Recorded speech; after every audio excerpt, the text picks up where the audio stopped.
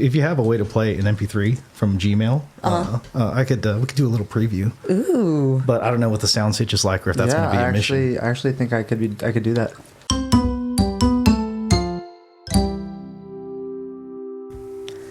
Welcome back to another episode of Medium Podcast. It's your host, Melissa Nami. And it's me, Connor. And today we've got our guest, Fatty Chops. Hey, there we go. I didn't miss it. You didn't. What's up, Fatty? It's all up. It's all good. I'm going to have a hard time pronunciate. If I start saying it like the Arab name Fatty, let me know. Because that'll be my little Lebanese coming out. It's I like Fatty. it. I like it. I like Lebanese accent. I like a lot of European accents. Do you speak another language? No. Oh, okay, right on. Fatty Chops. Where'd you get that from? I thought I really like this old jazz pianist, Fats Waller, right? I've had other aliases like Eggy Brown's, for instance. I found that one. Oh, you did? Yeah, okay. I did. It's not like a super well kept secret or anything, but it's just for different stuff. Yeah. I like that kind of naming convention. But then also, I'm a big dude, so I figured, hey, let's own it. Right? You wanted to put it in the name. That's right. No, I went on a major deep dive of you because when Connor shared your music with me, I immediately became fascinated. I loved it. Not fascinated. I loved it. I was really, because like we were talking right before this, the piano drum combo is probably my favorite instrumental combo out there. And that's what you play. You play jazz, I see you throw in some of your bass. Do you play guitar? Yeah. Very cool. So I want to know about that. How did you get into playing? Because that's not a very typical genre people play. Yeah, I mean, I started, first thing I learned was drums when I was a kid. My dad was like a drummer in like a Filipino marching band. Very cool. Yeah. But he never like learned to read music, so he had to teach himself how to play. And then he taught me how to play drums, and he taught me how to hold the sticks incorrectly. So some like style developed from that, and then also like carpal tunnel and shit, because you're not supposed to hold sticks the wrong way and then play vigorously and stuff. But I mean, I started off when I was a kid, like, I don't know, man, like Linkin Park and nice and stuff like that, and a lot of like, I don't know, alt rock and stuff. But then I ended up getting really into like psychedelic stuff like Pink Floyd, and then I got into guitar.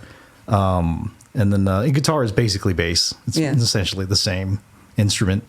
But I didn't pick up keys until like, I don't know, maybe 4 or 5 years ago, because I got frustrated on guitar because if you don't learn like music theory and like how to read sheet music, and you do what most people have done and kind of just go online and go look at tabs and kind of tell you like where to put your fingers, but they don't tell you why to put your fingers in places. So you can go and you can play like Stairway to Heaven, but you don't understand how it works. Yeah. You don't understand, what it looks like on a sheet or anything like that. I can play Brain Stew by Green Day. Right? That's just power chords all the way through. Yeah.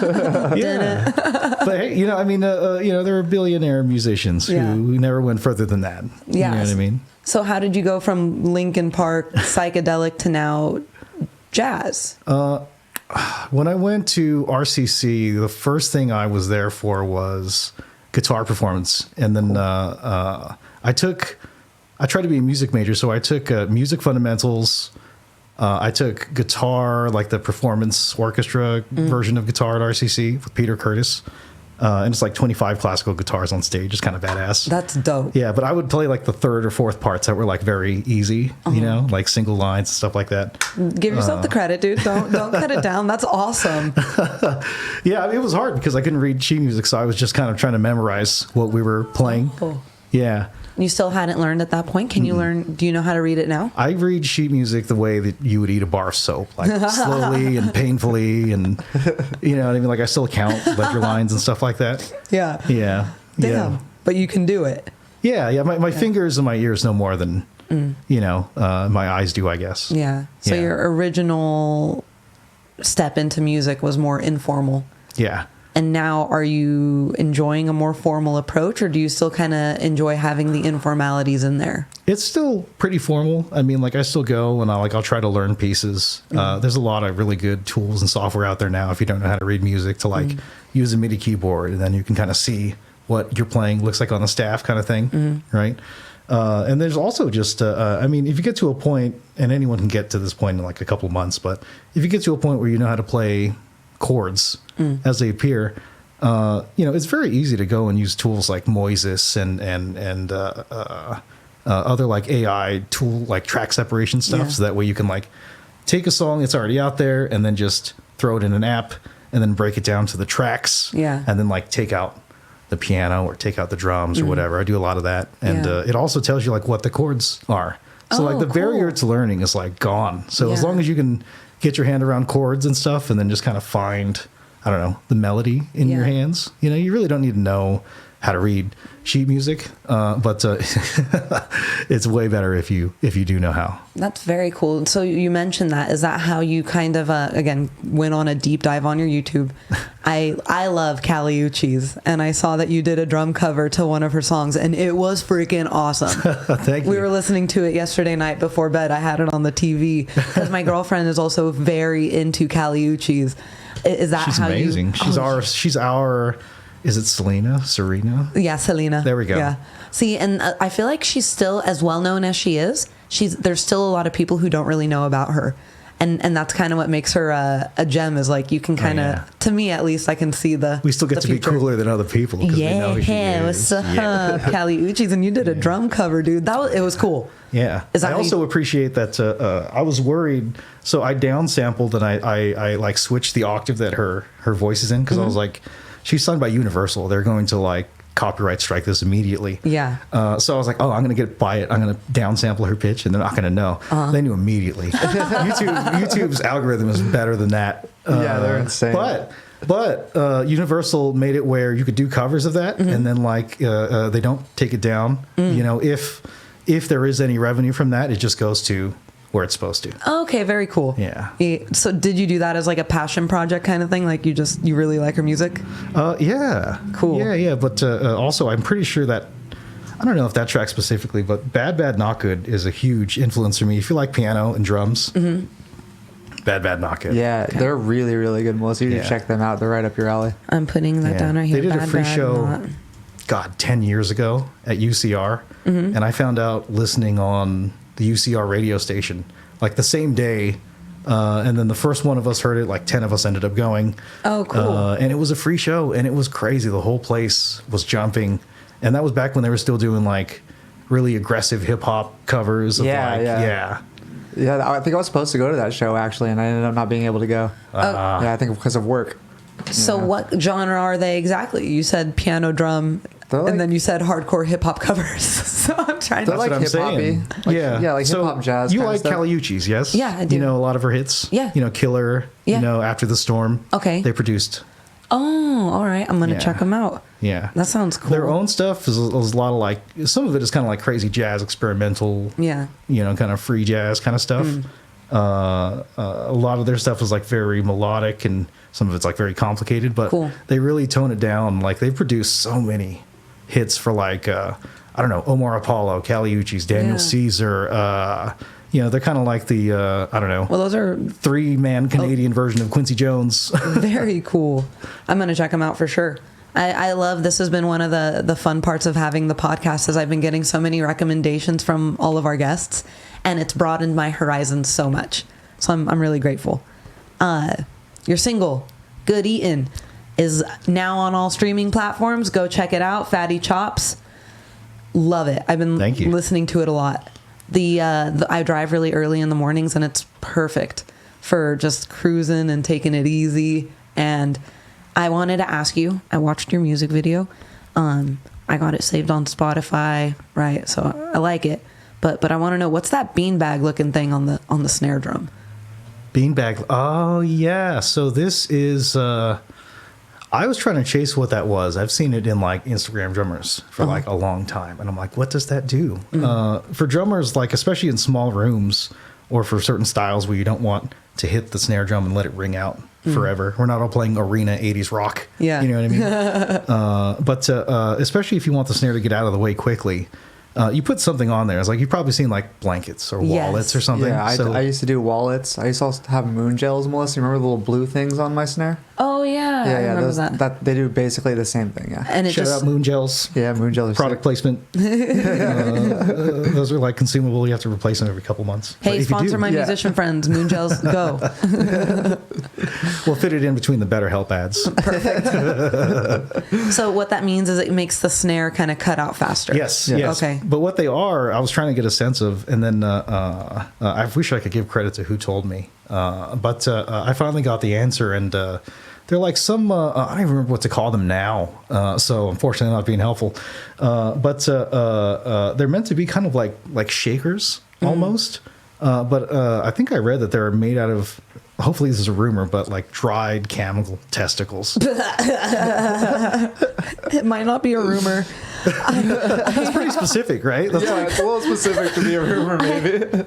I buy my dogs bully sticks, and our vet friend was like, "You know what those are made out of, right?" And I'm all, no. She's all dried cow anus. I'm like, okay, great. It's tasty though. I mean, I don't know, but my dogs love them. They eat raw or dried up cow anus like nothing. Is anus okay on YouTube? Yeah, you say anus as much as you want. Okay, cool. But yeah, that's what they like to eat.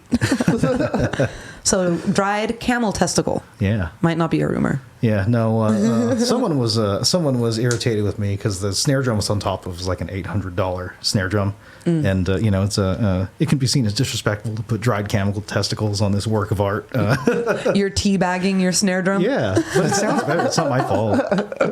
It's for art. Sometimes people- you need to teabag things for art. Did someone really say something online about that? Yeah, What the heck? Damn. I mean, but you're doing it for a purpose. If you can't achieve the sound that you want to get without something like that, I feel like it's better than having your wallet on there, like what you mentioned, or a blankie, right? yeah. I tend not to take any of that as like feedback to be like, oh, let's change behavior. You Yeah. know what I mean? Because like 98% of it is still super positive, and people sharing the stories and sharing the music, and I love all of that. How right? does a song like that come to life? I imagine there's a lot of parts to it, right? Yeah, I mean, that one I took a little time with. It took a few months, but it started off with me doing some just piano exercises, like kind of working through chord changes. I'll usually like start an exercise, and at first it's very boring. Yeah. And I play very straight. And then once it's in my fingers and I know where my fingers are going, then I'm like, all right, let's put some like rhythm into it. Let's put some stank on it. Yeah. Right. And then I'll usually like workshop that rhythm and those chords over like, I'll try like a Latin version. I'll try like a hip hop version. I'll put like a drum machine on that puts like a different flavor. And then, so that's how like the main piano theme was written. Right. And it sounds really cool. I love it. It was a lot of fun to play. So for the most part, for each piano part, I pretty much just, would go and record long 30-minute sessions, and mostly like fucking up and like not getting, perfect takes and stuff. Yeah. So pretty much every clip you have on there is just probably 15 more minutes. Where I'm just like, fuck. Yeah. Yeah. That's fun to do though, because you're so specifically. So that's your method for your piano, and then so you do piano first, and then you put your drums on top of that. Yeah, that was where that came from first, and then once I had kind of the chords and the theme and everything like that, it was drums next, and then bass, right, and then I had to sit for a while and think about like, okay, where does this go next? I think I'm pretty good at writing like scenes and like a cool situation, Yeah. But like when it comes to like putting a whole story together, like I'm great at making like a Vine, but like if I needed to make like a movie. Throwback when you say Vine. Yeah, I'm right? aging myself, dating myself. Now people say TikTok. I noticed your music videos are very eclectic, or they're personal. tell me more. They feel very personal. I watched your music video about love. It didn't feel like a jazz song, I guess. Can I ask that first? Yeah. I liked it a lot. Oh, yeah? It felt more like an electric style, more melancholy type of song. I enjoyed it. Is Fatty Chops not singularly jazz? Well, I mean, I've made a lot of other kind of types of music under Eggy Brown's, and a lot of it is like super eclectic. I do think you need kind of like different outlets for things. Yeah. You know what I mean?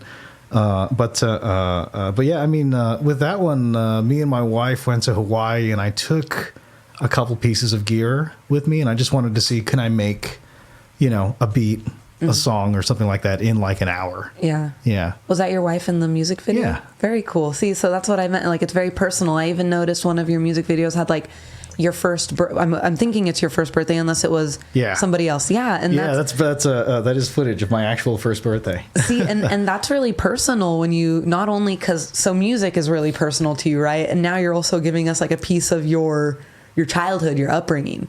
And yeah, I enjoyed being on your YouTube quite a bit. Good. You and all 62 other people. That's fine. 62 people blessed. Let's go.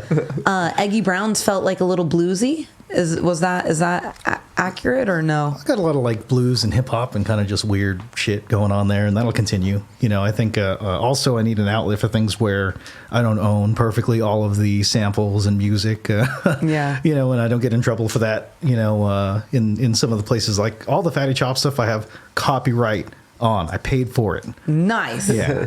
That's your music. But any of the Eggy Brown stuff, if anything actually takes off, no one's going to make any money from that. Did you do the animation for your stuff on Spotify?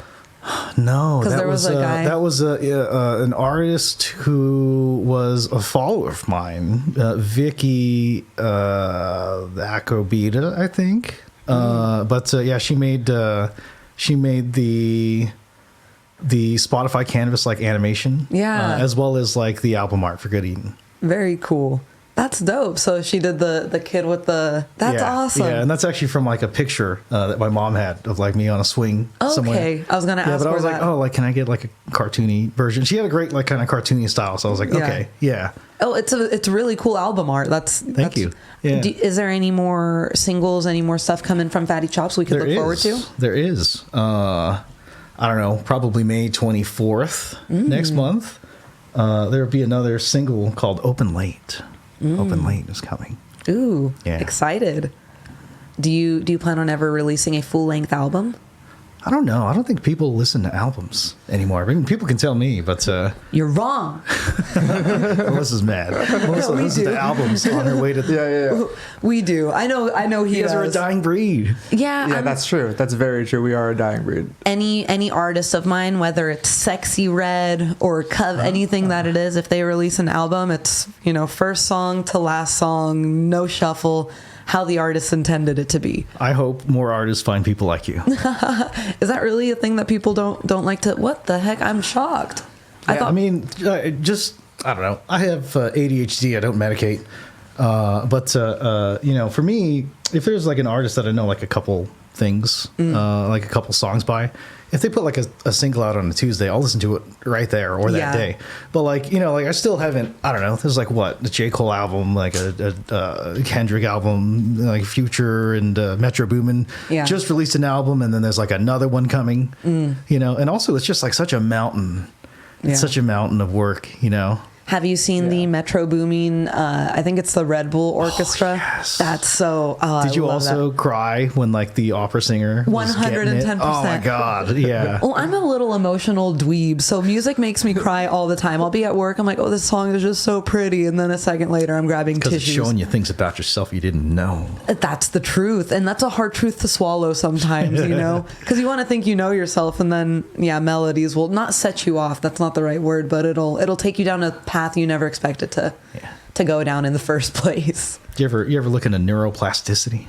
I mean, I know what that is, but as far as its relation with music, not necessarily.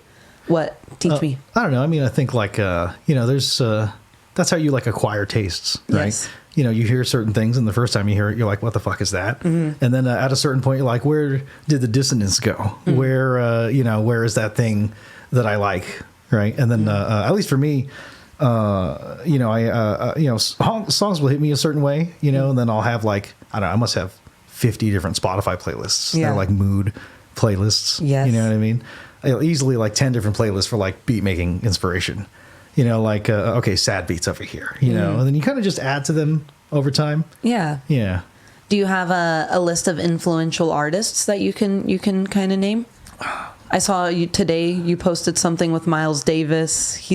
He's a very, what's the word, like a staple piano artist.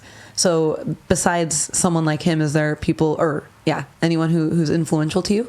Yeah, I mean, on the jazz side, I mean, Dave Brubeck, Bill Evans, Thelonious Monk, a lot of the typical greats. I haven't gone like super deep into like obscure jazz pianists or even keep up, really.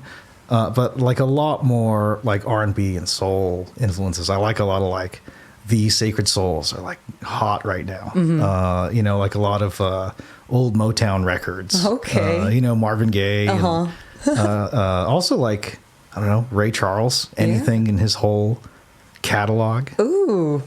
Can we see something like that, that kind of style coming from Fatty Chops in the future? A little bit more R&B? I think so. That next track. Because I was going to say, there's a little taste of it in Good Eatin', but if you have jazz a way to play, really... Huh? Sorry, if you have a way to play an MP3 from Gmail, we could do a little preview. Ooh. But I don't know what the sound pitch is like, or if that's going to be a mission. I actually think I could do that. All right. Yeah. Assuming we edit this part out of the pod, what email should I send it to you? Connor likes big balls in his face at gmail.com. Hey, that's my. I thought you didn't use that anymore. Well, I still use it. It's just private. That'd be crazy. You weren't sending me big balls anymore, so I told you I wasn't using it. We just have different definitions on big. It's going to be Bruce Lee at enterthedragon.gov. Yes. I'm going to remember that. Put it next to your mother's maiden name. Do you remember what your AOL Instant Messenger thing was? I do. I think it was the same thing. Yeah. How about you? THR3XT, because I used to like Thrice. Nice. Oh, yeah. That's good. You fuck with Thrice? Yeah, dude. Oh, yeah. Mine was Melly Poo Blue. Dude, Vanessa, man. Yours was cute. Yeah. Vanessa, man. Oh, man. Yeah. I was like artist in the ambulance and Teppy on the guitar and all of that stuff. All right, I'm going to try to pull this up. I like Thrice. Yeah? Yeah, they were good. They did that one cover. What's it called? I'm having a brain fart right now. It was a Madonna cover. Whoa, I didn't know this. Yeah. I was into Thrice from like 2002 I think it was them. to like 2007, somewhere in those areas. And it was your AOL Instant Messenger. Those gamer tags and stuff like that too. I'm mixing them up. I'm mixing up Rufio and Thrice. Oopsies. Who hasn't done that? Oopsie. A lot of people probably. I goofed up on that one. So are we still recording? Yeah, keep going. Okay. Cool. So the next song coming out's got a little bit more R&B, and you said it was called Open Late. Open Lane, and we're gonna get Open late, like late. like a restaurant. Ooh, like late night Yeah, eats. it's gonna be a lot of food themes. Yeah. It's gonna be consistent. Okay, fatty. No problem, Melissa. Tell us what you love. Hey, I told you I'm keeping your name to myself. I get to know your name, nobody else. Tell me about your shirt. Oh, I like comedy. I heard you like comedy. Yeah, I do comedy. Yeah, that's really cool. Do you have comedians that you like? I like Mark Normand. Hey, that's what I was going to say. Comedy. Yeah. I bought one from him in person, and then I was fat, and I spilled sauce on it, so I had to order one from the website. Nice. What kind of sauce did you get on it? I think it was like barbecue sauce. One of those ones that doesn't go away. Yeah. It'll stain. Yeah. I like that you like Mark Normand. He's one of our favorites. Yeah. Okay. Let me try some other like people in that vein. Who's that one guy that he was on Roast Battle with? Joe Machi. Joe Machi. I don't think I know that one. No, you should check him out. He absolutely murders. We just saw Dave Attell last week. What, dude? Were you at the Improv? Yeah. Which show did you go to? I think Friday early show. We did early shows. Okay, we did the Saturday early show. Oh my God, how neat! I'm going back tomorrow for Natasha. Okay, that's gonna be fun. Did you have fun at Dave Attell? Oh yeah, absolutely. Yeah. Every time he's been out and toured, I've caught him for the past 3-4 years here. Oh God, he's so funny. And I told Connor, I'm hoping his opener did Louis Katz open? Yeah. Did he do that crowd splitter about Christians teaching their kids about Santa Claus and what Jews teach their kids about? No, he didn't. Oh my God! I have to ask him why. No. He split the crowd. Oh, it was such a funny joke. That's like the fourth time I've seen Louis Katz open for someone. Oh, really? Fourth or fifth. Yeah. Yeah, he had a little moment with the crowd where he was like, "Oh, people that I know have gone up and they're selling out arenas. He's like, but it's harder to make a room full of this many people laugh. And I was just yeah. You're right. Oh my God, that hit me in the heart. I was like, you're right. It is hard to make a room of people who don't fucking know who you are laugh. Yeah, you need literally less material because you have to wait for the reverb of the laughs to die down. Yeah. Really easy being a superstar. And Mark Norman's one of his joking style is so fun. Like, it's just zinger after zinger, tag after tag. So you're laughing every 20 seconds minimum. I almost finished a psychology AA, so I'm qualified for this, but Mark Norman has ADHD. Yeah. No, I just feel like that from like the joking style and the ability to just like and how fast, Oh God, he's a quick shooter. Yeah. Do you like a lot of people that he kind of like rolls with? Like, do you listen to Sam Morrill? Yeah. Yeah. Are you a fan of their podcast? Yeah, Sam Morrill, like Dan Soder, I like everyone in those circles. Is it something you'd ever want to try yourself? Sorta, kinda, a little bit. You know what I mean? But I don't know. I don't know that I would put in the time. You know what I mean? Yeah. Well, I mean, your time is consumed elsewhere, right? Music's your first. I'm guessing the way you express yourself, your first love. Yeah. But there's maybe like a happy medium. I don't know if you ever saw Zach Galifianakis live at the Purple Onion. It's like a special from, I don't know, early 2010s. I gotta check it out. It's awesome. He sits there at the piano, and then he is also simultaneously Zach Galifianakis. Yeah, I was gonna say, well, musical comedy is very popular right now. Yeah, I consider it a little bit. It's a cheat code. Oh yeah, it captivates the audience so much easier. I liked Stephen Lynch through the 2000s. He did a lot of that. You know what I mean? You can definitely try to do some jazz comedy. I'm a big fan. I think it's something that if people want to. Because it's something I always wanted to try, and I waited too long to do it. So now, if I always say if someone wants to try it, just try it. I don't know. That's probably well, help me get up somewhere. Yeah. I followed you on my personal Instagram too. Okay. I post all the open mics that are around here in Riverside. There's mics. I didn't even know there were open mics in Riverside. There's one every Tuesday at the Van Buren Golf Course. Really? Yes. And then there's one. Are people like teeing off while you're? Have you been to the Van Buren Golf Course? I've driven by it. I used to live down the street. There's the driving range, and that little bar in front of the driving range? Yeah, so it's in the bar. And it's a riff night, so they do topics. You pull topics out of a cup, and then That's just riff off of them. And then every Thursday night, they do one at Back to the Grind. Really? Yes, downstairs at Back to the Grind. I'm glad Back to the Grind is still, back there and grinding. Yeah, I am too, man. It's been there Did you hear about the Plum House? No. The Plum House isn't a venue anymore. It's like a coffee shop. Oh, really? Where's the Plum House at? It was like downtown Riverside's in like the 10th or 14th Street-ish area. Mm-hmm. I used to play a bunch of shows over there with a band, like a rock blues band. Cool.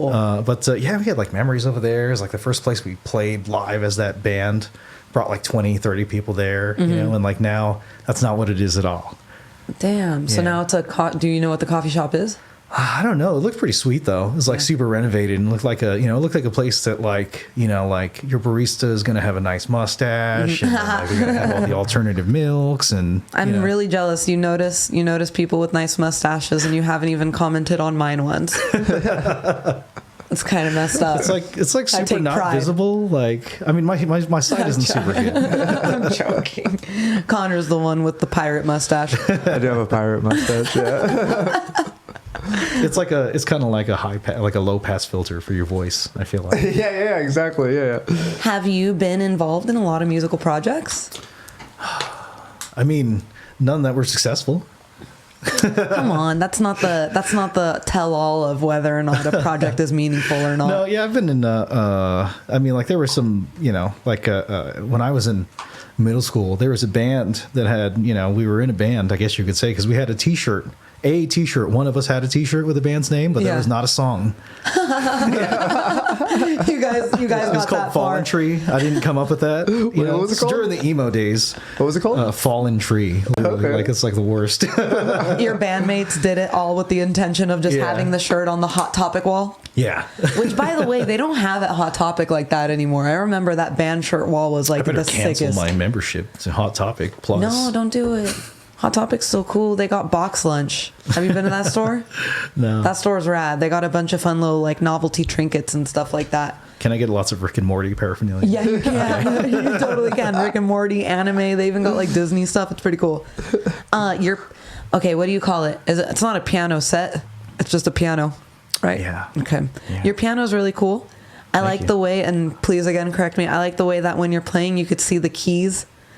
Right. I was hoping so, because my piano tuner does not like that I expose the inside of the upright piano to elements. As he put it, and I learned, those strings are under tens of thousands of pounds of pressure and tension. So like humidity, wind, all of that stuff is super bad for the strings. But I mean, it looks so cool, and it's very looks engaging. so cool. And, you know what I mean?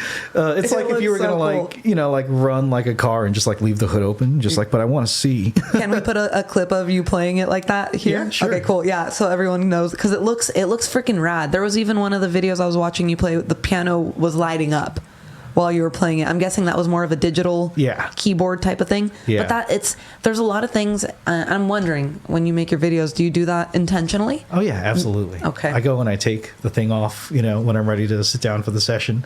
It's working. Thank you. Yeah, it's engaging. It is. It really is. I spent a minute not a minute. That's what, I don't know why people use that to exclaim a long Well, I mean, period it was of time. literally a minute if it was a reel, right?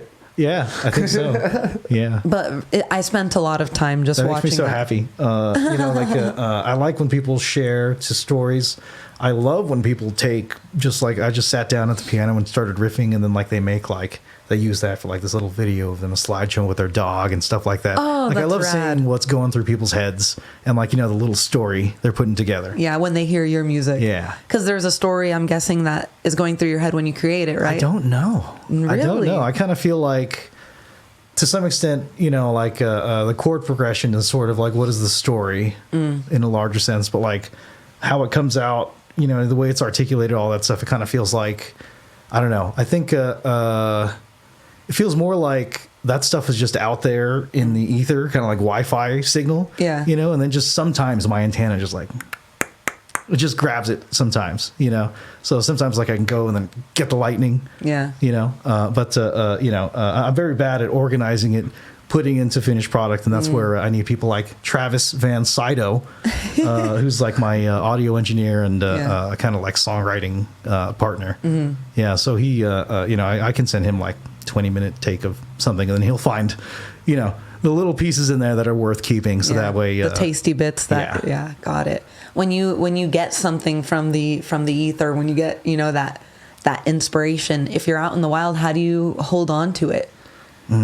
Either a little voice note, or you just tell yourself that it's not worth keeping. Is the voice note like a do-do-do-do, like Oh, you're yeah, absolutely. okay? I'm like, Yeah. because it's easy, because to bring it back to like comedy, it's so easy to just shoot myself a text message when I think of something funny. Like, okay, I'm gonna hold on to that for Rubber later. chicken. Yeah, right. I'll know what that means. But I've always said that I wish there was an app, because you'll hear a song and you're like, it sounds like this, like an app that can recognize your do-do-do-dos, but you can recognize your own when you make a voice note. Sometimes. Yeah. Sometimes. Do you But ever- usually what happens is I'll aggregate the voice notes, and I'll have, this sophisticated library of, notes that have no categorization. It's just timestamps. Yeah. You know what I mean? So like, I don't know, I'll probably have to die at some point for someone to finally go through the fucking, hundreds of hours of little riffs and stuff. The more musicians I talk to, the more I realize that my favorite artists have probably hundreds of hours of music I'll never hear, because you guys just hold on to so much of it for yourselves. Why? I don't know. I mean, it's hard to tell what's good. Yeah, I definitely do the same thing. It's probably good. Like, for people who like your stuff, it's probably good. It may be good, but is it in the same direction? Yeah. Yeah. And I do some testing, if I play like some kind of more jazzy piano stuff, I see my few hundred loyals that are there and they're liking everything and engaging and stuff, and then I did What you decide to release is also kind of a part of the art process too. Like picking and choosing that certain vibe, that certain energy from that part, and putting that out rather than the other parts is kind of like a part of the process. Yeah. I get that. I understand that. Yeah. I haven't like posted any of my stand-up online, and it's also because like, you know, I have a clip that's edited, ready to go, beautiful quality. Connor said it looks good, and I just won't put it out there because I'm like, is this the first impression I want people to have of me? I have a serious question for you. How do I convince you to do it? Somehow, do you have like a shyness like shotgun that could just shoot the shyness out of me? Just do it shy. Just do it shy. I know. I kind of got like a not. I don't want to say the word. How about from an end user perspective, right? I follow easily 500 plus comics. My Instagram feed, my personal account is exclusively comics. Yeah. You know, like I've tuned out all of the ass that pops up on the For You page. You know what I mean? Hell yeah. You're And a it's bigger all- man than me. Connor just got booty. Dude, for a second, my algorithm thought I was a gay dude because I was looking up so many new workouts. All I was getting was muscly dudes. I was like, come on, So stop what was it this. like to live on the other side? No, dude, I was like, this is fabulous, you know? I'm just kidding. No, but I got, Yeah, my but- algorithm is similar. But I think Instagram especially is like, I mean, the discoverability. If I see like a musician I like, and the clip was cool and engaging and stuff, like I may or may not even go all the way to the page, right? But for me personally, like comedy is something just so special. You Yeah. know what I mean? And You have to try it if that's the way you see it. well, you have to post your stuff so people can find you. I know. Okay, but then how did you gain the courage to post your first fatty? Well, you had a couple other, aliases like you said, but how did you gain that courage to post it online? Because then you allow the monsters to, they have access. Yeah. Well, I was okay with that. I mean, I've had other online personas in the past. Yeah. I spent some time in the esports world. I was a sponsored World of Warcraft player at one point. That's dope. Hell yeah. That's rad. Shout out Skill Capped. That's cool.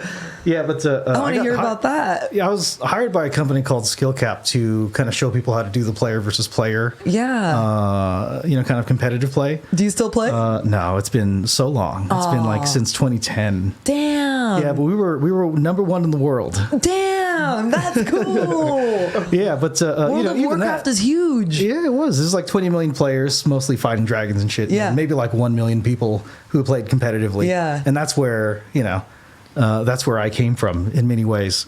You kind of got used to being online from that type of Yeah. thing. Were you on YouTube doing walkthroughs and Yep. tutorials? Yep. Okay. That company SkillCap hired us to make like educational content, and they would gate it behind like a subscription. So you'd have to pay, if you're serious about competitive Yeah. play, you pay like $5, $10, $20 a month. Yeah. And then I also did just weird stuff. Like people would hire us to like power level their characters. So that Really? way, yeah, like I log into your account and play as you. So that way people think that you're better, you're more competitive. And yeah. How exactly do you fall into getting asked to do that kind of job at such a young age? I was 15 and I had at that point already made like a competitive kind of play video. Like I was in like a top 5% probably of players already. And then I made like just a gameplay footage video with like music, Yeah. pirate Sony Vegas. I mean, purchase Sony Vegas for hundreds of dollars as a 15-year-old. And then back in those days, like we were not worried about copyright or anything. So I'd put like dope music and like hip hop and stuff. Yeah. And then, the first one I did got some, 50, 60,000 views on a site called Warcraft Movies. Yeah. Where people would go and like look for that stuff. Right. Oh. But since then, I've had my 3% haters coming in, so the negative feedback is not anything new. And then, I've spent some time my professional life in sales, which is a very good way to get used to, like, you know, not getting what you want, getting rejected, and then still, like, you know, you get used to that N-word. No, we call no the N-word in this house, because if we say no, the dogs tuck their tails. No, really? Oh my God, they hate when we say no. If I say it loud enough now, no, it's not like we yell at them, but Don't they drop know a hard N-bomb. they know it means they're aware that it means they can't get what they want. You know what I mean? They'll walk up to the bone jar and we're like, no. They really do live in a gated community. Yeah. not getting what they want. No. Well, we got it because one of them is a puppy, right, and the other one is not. So she's getting overweight with all the treats. If we give them, you know, equal treats, so the puppy unfortunately has to be on a treat diet as well. You know, they walk like 3-4 miles a day, dude. Wow. Yeah, and they're still, Kudos to you. That's a lot of dog care. I mean, it's self-care, too, if you look at it the right way. Yes, it is. That's what me and my girlfriend, we both walk them, and we always say if we don't do it, we almost miss it more than they do. You know what I mean? It's nice to get outside and get fresh air, and I hate being cooped up. Not my thing. Oh, yeah. So I want to hear more about this World of Warcraft. You're 15 years old, and these people just emailed you. You know what's funny is literally the invite came in-game mail, literally like in-game mailbox. But it was because in Warcraft back then you had to actually go to the mailbox in game too. Yeah. It wasn't like a new system like it is now. No, but I wasn't the first one who found it. I, in the game, started playing with this guy who went by the name XMO, who was already a few videos in. He had a following, right? And I got shimmied in because I was a good friend of his. We started playing together competitively. Yeah. And he was asked first. Okay. He had more of an audience and stuff, right? And he was like, okay, but you had to bring him too. Oh, okay. Yeah, so then me and Kyle Laffey, XMO, who still plays and has he's like a big crypto guy now. Yeah. But you know, me and Kyle Laffey went and you know, me, him, this guy Nick DeVries, a handful of other people.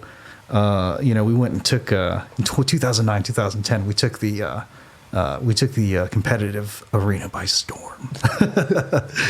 That's cool. People knew who we were by those screen names, and then we transferred to like the more competitive. What was your servers. screen name again? At first, it was Ray Charles. Nice. So you've always been a big fan of piano and jazz, Yeah, absolutely. even in your World of Warcraft days. Yeah. But you hit those keys on the freaking computer with intention, bro, with style. Yeah. But you know, we'd be like shredding, and then I'd be listening to like, you know, some like Hit the Rope Jack or something. Did you ever do one of your videos to jazz? There was a lot of jazz, and they're not like I wasn't into jazz at that point, but there was like a lot of hip hop is jazz, or at least the hip hop that I like. What was the second screen name? The one in order to kind of like surprise people, we went to the most competitive battle group. We all changed our names. So we did this like the Breakfast Club theme. Okay. So I was Captain Crunch, and then Kyle was like. I don't even remember what his was. It must have been Fruity Loops or Bowl of Milk or something like that. But yeah, it was funny because no one knew. They couldn't attribute it back to us. So there was like a 3-month period where just the leaderboards, you know, kind of went crazy, and it was like some fervor. And then like we got like the rank 1 title, which was in that day like Wrathful Gladiator, right? And then. Shortly after that, like it kind of felt like we beat the game, and then because I was getting paid to play, I didn't like enjoy it anymore. I also was like 17, and I didn't understand that how cool it was to make money 20, 30 bucks an hour playing video games. You know what I mean? And I literally hindsight's 2020, right? Oh yeah. You know, some of those I met people there that even back then, like I met this guy at BlizzCon who was doing like he would put a StarCraft video out and would get like 10 million views the next day. He was doing $300,000 a year. Damn, on YouTube ads. That's right. Yeah, just doing what you like to do too. Yeah. So I have a question to ask you now. Do you remember the last time you played? Because that means like it was a big part of your life, and that means one day you opened it up, shut it down, and never turned it back on again. So funny story on that. The account I was playing on was really owned by one of my kind of childhood best friends, and we kind of fell out. And after we had fallen out, like I'd basically like retired from playing the game. Really? Right? But like a year after like all of that happened, we kind of felt like we beat the game, and then, you know, we stopped playing, and then, you know, got real jobs. And well, you kind of freaking did, dude. You made it to the most elite version of video game playing there is. You were playing competitively. And you said you were in the top 5% of players? We took rank 1 in that year. You could take your Hitman record and throw it away. It already was thrown away. It's already been beaten. I don't know what you're talking about. No, but World of Warcraft is huge. No, yeah, totally. That's Definitely. what's blowing my mind right now. Is like that's one of the especially back then too. Yeah, it was bigger. It was back at its then. peak. Yeah, Yeah, BlizzCon was a whole thing. They would have, we'd go to the tournaments, and we wouldn't play in there, but there was, we knew the people who were playing in those tournaments and watching your buddy, play a video game for the outcome of $300,000. You're like, oh cool. God, like the craziness and the fervor of a bunch of nerds. But it's funny because in that circuit, like the people who were best at the game, like they were not turbo nerds. They were super sociable. They had regular shit going on in their lives. Yeah. Right? But I gave it all up because I wanted to actually, and you're not supposed to do this, but I wanted to sell my account because I could probably get a bunch of money for this, probably thousands of dollars. But it turned out the account was still under my buddy's name, his actual first and last name. I'd have to send an ID of his to get it back. So I ended up selling it to just some dude for $200 on PayPal. Man. But I took that $200, right? And I funded a 6-hour date with the girl who's now my wife. Oh, that's cool. So I traded it in. Was that your first date with your wife? Yeah. Oh, no way. What was your 6-hour date? That she sounds had cute as shit. I want to hear about it. She had free I don't know, movie tickets, but we forgot to check for what theater. So I picked her up at the Moval Mall. We tried that theater and it didn't work. And then we went to what's that theater in Riverside, downtown, University, right? And then it didn't work over there, right? So all right, let's get some Denny's, right? And I knew it was good because I only had enough money for the 2468 menu, and that was totally fine, right? But I don't know. We did not plan out the date. I met her online. Yeah. Back in then, it was not Tinder or anything like that. It was a site called My Yearbook. But, okay. Was she local? Yeah, she was in Paris. Okay. I was off Van Buren 215. Okay. Rad. Yeah, but I thought we were just going to see a movie, and then she kind of didn't have a way home or plans, so we just hung out, and she kind of just lobbed on for the rest of the day. Yeah. I didn't drop her off until 5-6 hours later. Yeah. Those are the best. Yeah. The spontaneous hangout. My first date with my girlfriend was accidental. We went to just go have pizza and have a beer where Connor worked. And then it was the same thing. We both didn't have plans, ended up hanging out forever. And now she's, for all intents and purposes, basically my wife too. I imagine Connor behind the bar and that being, a little cute scene. Oh yeah. He was a wingman without even knowing it. He made, cause I knew a little bit. When Connor puts the family friends discount on that pizza, they make it just right. They're like, this is going to family. This pizza's going to be cheese.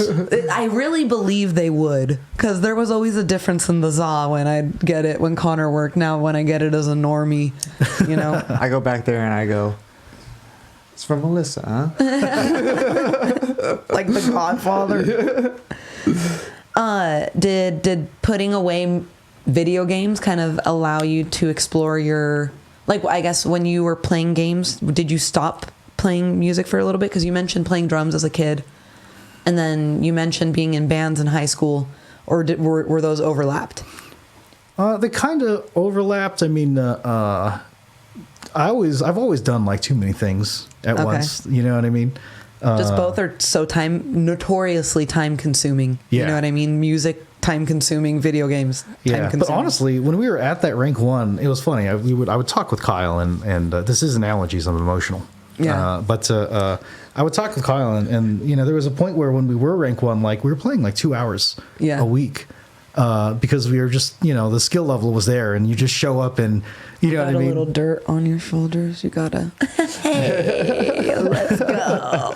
Yeah, but, and that also contributed to the feeling okay, so we beat it then. You know what I mean? But, it did take the many years of like the 12 hours of sweaty hours a day mashing the keyboards. Yeah. You could not read the WASD keys on those keyboards anymore. They were completely worn down. I wish I had my keyboard here to show you right now. That's what I was going to say. His are the same. I bet Shift you can't read anymore. Yeah, no, you can't read. Space is sticky. Well, I got these rubber keycaps because I like the way they feel and they're like more grippy. Tactile. Yeah, and they're more tactile, exactly. But all the rubber is gone on top. You can replace them though, right? Like key by key. Yeah. But you guys don't even need to look at the keyboard to do what you gotta do. No, it's been a long time since I've had to not, like touch typing. Do you game at all? I play some Call of Duty now. Okay. Like casually, like they actually did like this whole like it felt like when there's like a band that only had one good album and then they do like a reunion tour kind of thing. Like World of Warcraft did this whole World of Warcraft classic thing where they re-released like the last 10 years, basically, like a couple of years at a time. Yeah. And the wave of going back in to tap in exactly to the same mechanics and season. I tried to get on and then like immediately, like it was like, you start at like level 70, you're supposed to get level 80 and then get a bunch of gear. So it's like months of work. Yeah. And it was sold to me by my buddies, like, you can do it all in like a couple days. I don't know what the fuck they were talking about. Like it took me like a week to get to 70 to 71. I was like, this and you ain't were grinding too. Yeah, this ain't it anymore. Your buddy has a messed up sense of time. Yeah. Yeah, maybe compared to like, what we used to do. Yeah. Now you got work, you got family, you got, that's fun. Now I don't even have the patience to play regular Call of Duty. I have to play hardcore where everyone dies in one hit. Yeah, I totally get that. Now when I play games, I want it like quickly because I got other shit to do. Yeah, I don't want to sit here and then read about this quest and think critically. Like, I just want to John Wick corners. You know what I mean? Every once in a while, I'll sit back and be like, you know what, I'm gonna have a me day, and I'll jump into a single player game and really get into it. But it takes. Yeah, you make 10 minutes of progress, then you're like, fuck this. Yeah, I'm you're going bored. on Instagram. See, that's most of the time when I get the opportunity to sit down and turn on. I don't play anything intense. Like, what do you play Call of Duty on the computer? Yeah, computer. We'll have to play sometime, man. Yeah, I just re-downloaded it, so. Got Modern Warfare 3. I want to see Fatty kick your ass. Yeah, let's go for it. Oh, something else me and the wife do, because I've been trying to get her into gaming. I tried with Switch, and then she played Animal Crossing on her own a lot. And then that's a relaxing game. Yeah, we bought, I think, a console. I don't even know which one, and we just never used it. But the thing that did pick it up, the Meta Quests. Bro, it is so much fun to hop into VR and just have this like immersive world. Oh, it's awesome. Do you play a lot of VR? Some, but like, I don't know, maybe like an hour or two a week, but that's kind of a lot having a headset like that on. Yeah. Do you feel like we were talking about headsets and earbuds and stuff like that? And you asked me when I take my earbuds, if I feel like I'm back into reality. That has to be a more intense feeling of it's that. A little jarring.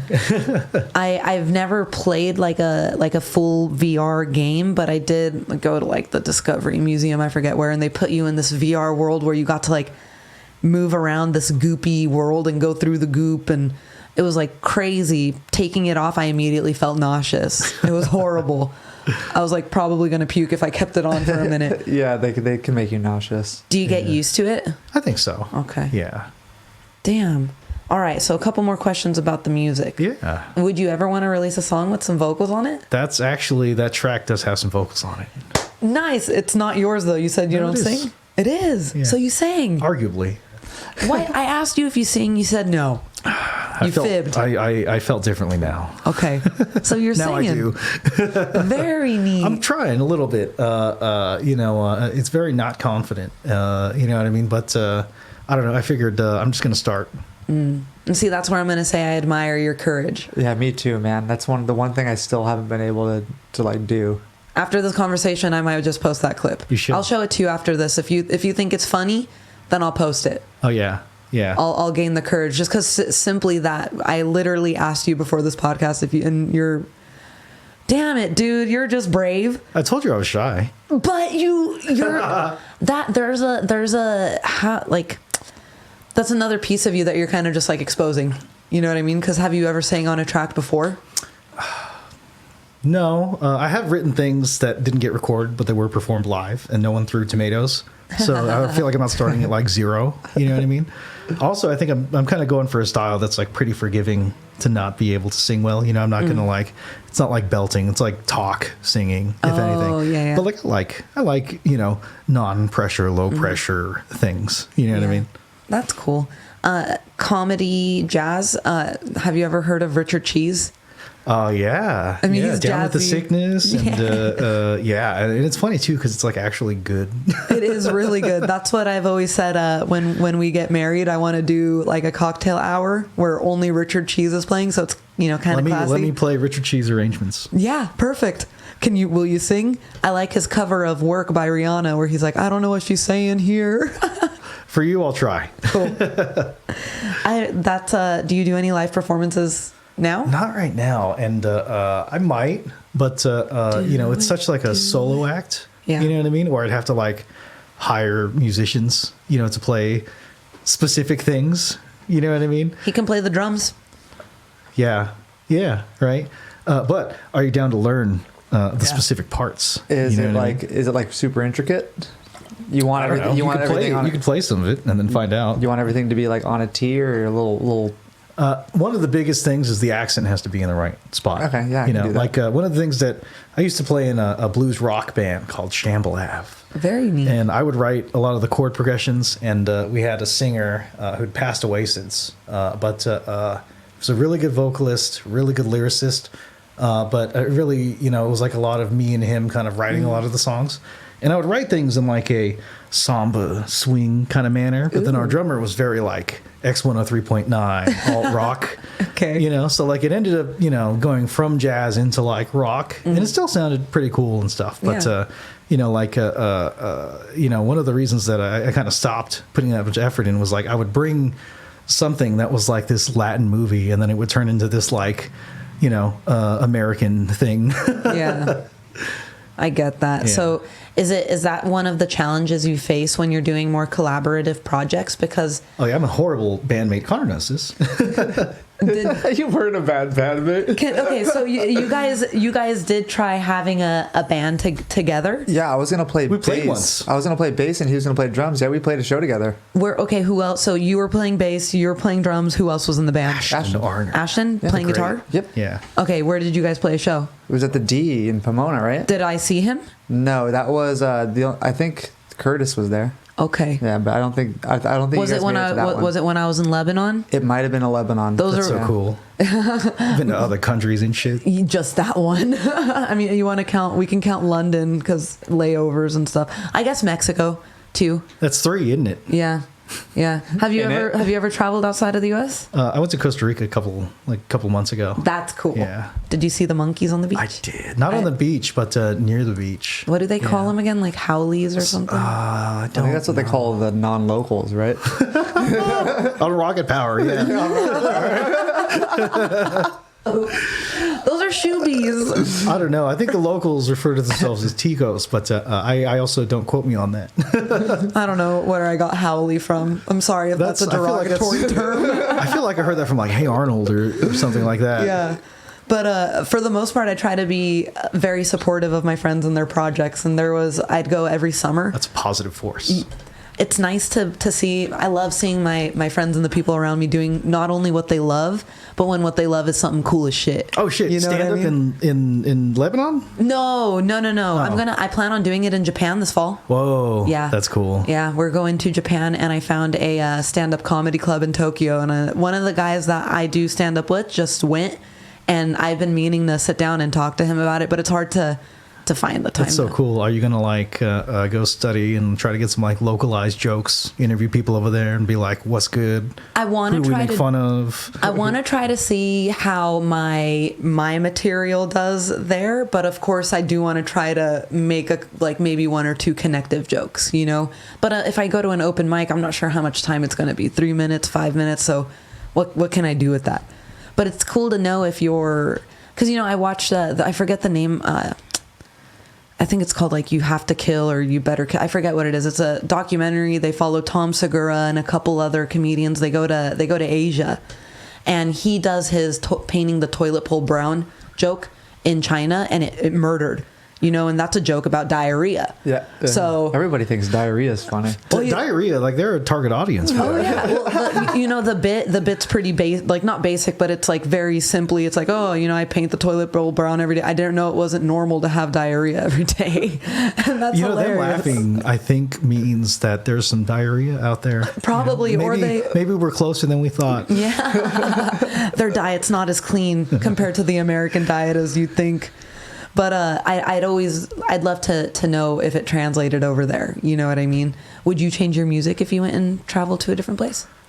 Music's more universal, though. No, I think because you're right. I think it's more universal, right? But, you know, that said, I mean, every time I play, you know, a piece, it comes out differently anyway, you know? So I guess in a way, you know, if I had a great day in Japan, that'd flavor a little bit. You know what I mean? So what was the band called with you three? It was on Charm. Remember, it was me and Ashton's band. Did we have a name? Yeah, he was gonna play. He was gonna play drums in Uncharm. Why didn't you do it? Because we totally would have met. I had a house concert with Uncharmed. Oh man, well, they rocked out. You had a house show with us also. Me and Ashton played at one of your house shows. Oh yeah, that's right. Yeah. That's right. Where were you for that? Why weren't you inviting me to these things, Connor? I don't even remember half the shows. I could have seen honest. Fatty Chops way before. You would have saw Eggy Brown's. Yeah, he played as Eggy Brown's then. Yeah. Oh really? Yeah. So you've always had a stage name. Yeah. There's always been some alias. Okay. Yeah. If I say your name, can we bleep it? For fun? Yeah. Use a tasteful I'm bleep. just joking. I'm not going to say it. I want to bleep it for fun. You just never wanted to go by your real name. I don't know. I mean, I could, but it's not as fun. I mean, how many people do you know by their real name? His name isn't Daniel Caesar. Yeah. Yeah, you're right. That's true. Omar Apollo is not Omar Apollo. Yeah. Chami is not Chami. Yeah. Sometimes it's real surprising what the real name is. What the real name? I always like yeah, that's very true. I'm going to find out right now because I'm actually very obsessed with Sexy Red. If you Janae, accept the share? The share? Oh, then my bad. then we can listen to that song real quick. Okay, I need to send you a different version, so you're gonna have to give me the email again because I sent you one from my engineer's drive, and he is probably at work. Do you take all of your music through your audio engineer? Almost all of it. All the stuff that sounds good was Travis Von Sydow, aka @InternetDiss on Instagram, aka also watch out for other projects under Internet Chops with me and Travis Von Sydow. Oh, is that your guys' name. Collaborative? I don't know. We're gonna make a whole new thing, but we have a bunch of like hip hop covers and stuff like that we're planning on playing. Was he in one of your videos? Yeah, he's the drummer. The drummer. Okay. Yeah. In most of them, really. He's a drummer in most of your songs? In most of the videos, any of the recorded stuff. Is he the drummer in Good Eatin'? No, that's me. That's you? Okay. Yeah. I like Internet Chops. That actually is a really fucking cool name. It's cooler if the second part is if the Chops is capital, right? What do you mean? This like Chops? Internet is undercase and Chops is capital? I actually do like that a lot more. Yeah. Yeah. I like that. Do you see we kind of have a similar style because Medium podcast? Yeah. You know what it is that we're all under 35 and over like 25. You know, and we just like lowercase things. It feels like they don't take themselves that seriously. That's true. That's true. Connor, what's your Enter the Dragon at brucelee.gov? Yes. Yeah, you're missing a couple of words there, but at gmail.com. Got it. I'll just bleep my email. Oh yeah, let's not edit any of this. Some of it. No. I think there was a moment where both he and I thought you were going to play it a lot earlier, and we were kind of waiting. Did you think that was going to happen too? Okay, I just tried to send you access to a WAV. Okay. See if there's a WAV. Dude, I have a WAV here, and I am opening it. It's a 90 megabyte mix of the song. Yep, I have it. I'm gonna. When you record piano, do you like put a microphone on the piano, or how does that? For Good Eatin', I used a portable recorder, which was like some Zoom portable recorder. So I just set it kind of on the piano. Okay. For the piano vids, if it sounds really good, I have this kind of like little external mic that I use. Okay. But a lot of the stuff that's first person, I have this ridiculous like like sling neck thing, like the Miles Davis video. It's literally like the phone is like right here. Oh, like okay, right to here. record it the way it is. That's not silly. That's cool. No, it feels very silly when you're playing. You should do a clip one day of, your clip, but then get a clip of yourself with the thing on your, your neck. Yeah, multi-angle shots is out of the budget. Hey, Connor can help you out if you need it. We got Awesome. gear. When you say Zoom recorder, is that like a...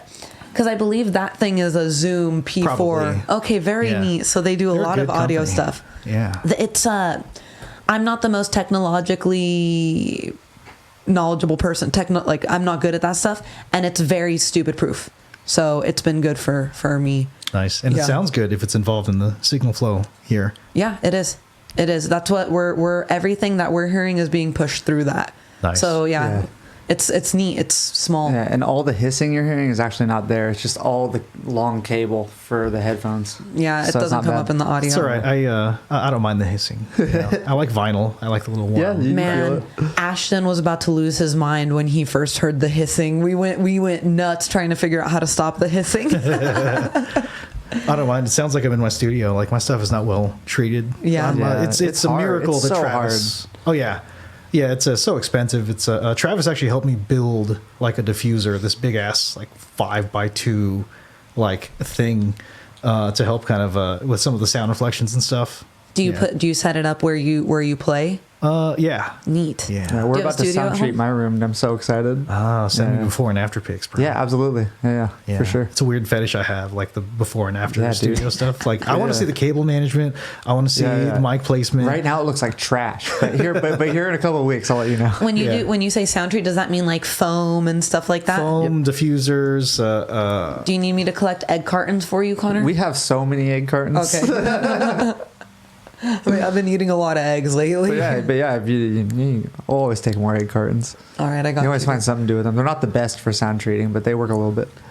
What are you going Better to than use? nothing. Yeah, exactly. What do you use? Foam? Yeah, there's like a lot of cheap Chinese foam you can get on Amazon. Yeah. It's like like big ass pack for like dollars. You know what I mean? I thought we would have had to do something like that in here, but these actually catch sound pretty good. Yeah, you can only hear the echo of the room just Yeah. a tiny bit, but it's whatever.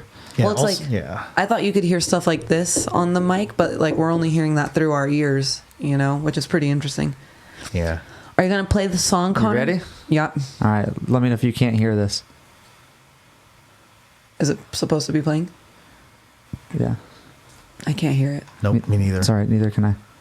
Which means that it's not working. Hold on one second. Do we still have that auxiliary cord up here? No, it's not. It's just not coming through here. It's because I don't have this turned up, I think. Remember? I'm going to switch that to USB. There we Oh, are. there we go. Ah, very quiet though. We'll boost it up. Make it uncomfortably loud. No. Yeah, you guys want... I'll make your ears bleed.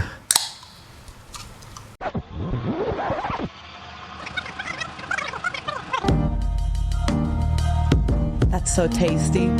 Thank you. Yeah, I like it.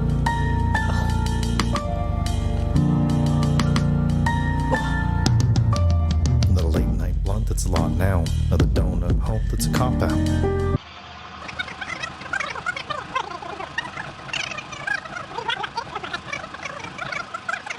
And that's the song. Cool, dude. You like that? That's so fucking good, Yeah, that dude. sounded awesome. I see what you mean when you say singing, but not really. Yeah. But it sounds good. You need to give yourself more credit. That's singing. Hey, thank you. That's so. Yeah, dude, I wasn't expecting that. It sounded really cool. Not that I wasn't expecting it to sound good, but, it sounded really good. So does it slap or what? It Yeah, it slaps. slaps. Nice. May 24th. Yes. That's my Hey, wife's hey. birthday. Aw. Is she the the thighs reference? It's about her. Yeah. Love it. She was complaining. She was like, "You never write songs about me." I was like, "All right, bitch. Let's take that personally." No, I'm kidding. You got a song now. Was About Love inspired from her? I mean, I don't know. It was kind of just a beat that threw together on Yeah. the moment. You know what This I mean? one's inspired by her entirely. Oh, yeah. Oh. Does she have any? Did she hear it? Yeah. Does she like it? Yeah. You guys are the third and fourth souls to hear this. Oh, I feel man. special. I'm Does that excited. include you? Oh, no, it no. includes your audio engineer. Yeah. Got it. Yeah. Dang. It doesn't include. Why would it include him? I don't know. People be saying things. His soul made it. His soul created that. I mean, I guess, again, right? It had to come from the antenna. Yeah. Right? That was rad. Hey, thank you. It gave me a little bit of Frank Ocean vibes. I was a little hoping bit. so. Yeah. Yeah, there's a little super rich kids in there. Look, it worked. I never get shit right like that. Okay. That makes me happy. That makes me happy too. Yeah. I'm all giddy now that I got the. So that was really your inspiration for it? Yeah. Oh, nice. Yeah. Because he does the same thing. It's kind of like a talk singing. Yeah. Love it, dude. I think you should try to get out and do some live stuff. Yeah. I want to see you play live somewhere. Yeah. Yeah. Would you because one of my goals is to try to find a place to produce a comedy show. Mm-hmm. But my intention with it, especially after doing this podcast and meeting so many musicians, wouldn't be for it to be singularly a comedy show, because I believe entertainment and captivation comes in more than one form. Oh yeah. Especially when you're trying to surprise people at a brewery, right? Dude, Mark Riboulet still. Yep. I watched a brewery set from him years ago, and then fast forward like 5 years from there, watching him with the Greek in his underwear, just making up a song on the spot. Holy shit, I love that guy. We need to find a place, and we need to have a Medium Productions. I would love that. I would love that too. And I think we could do it. Tell the people where to find you. Fatty Chops. On the Instagram. On the Spotify, on the YouTube.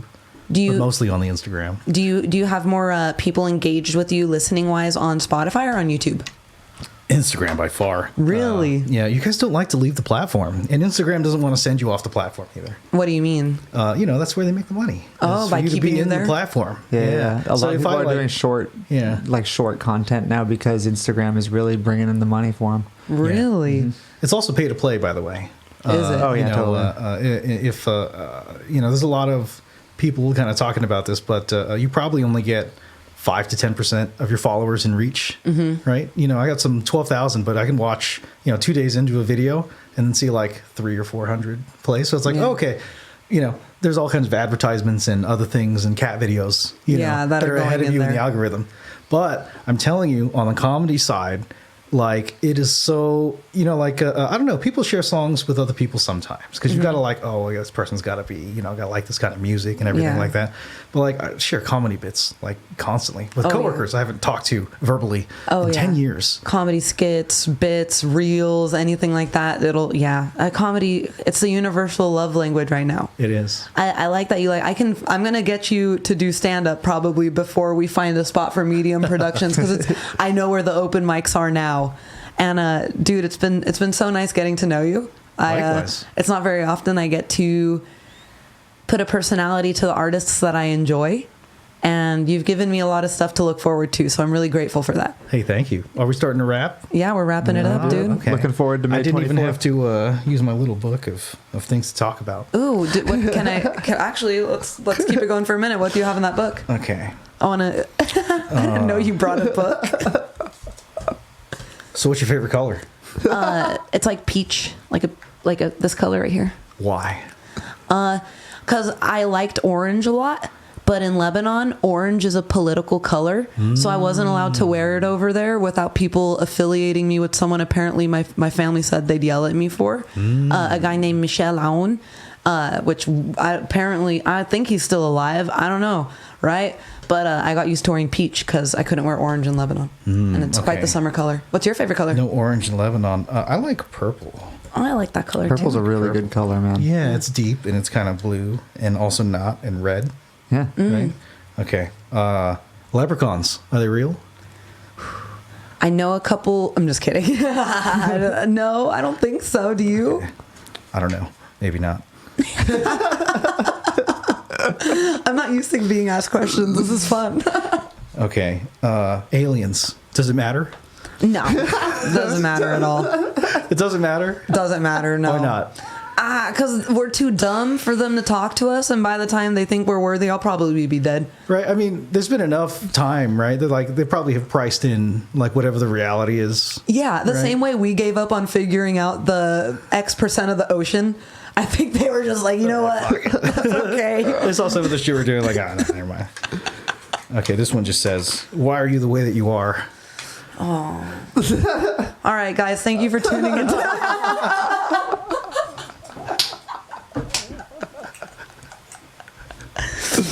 I think it's because I was the youngest child. Yeah. Yeah. Yeah. Do you think that's why you're like an entertainer?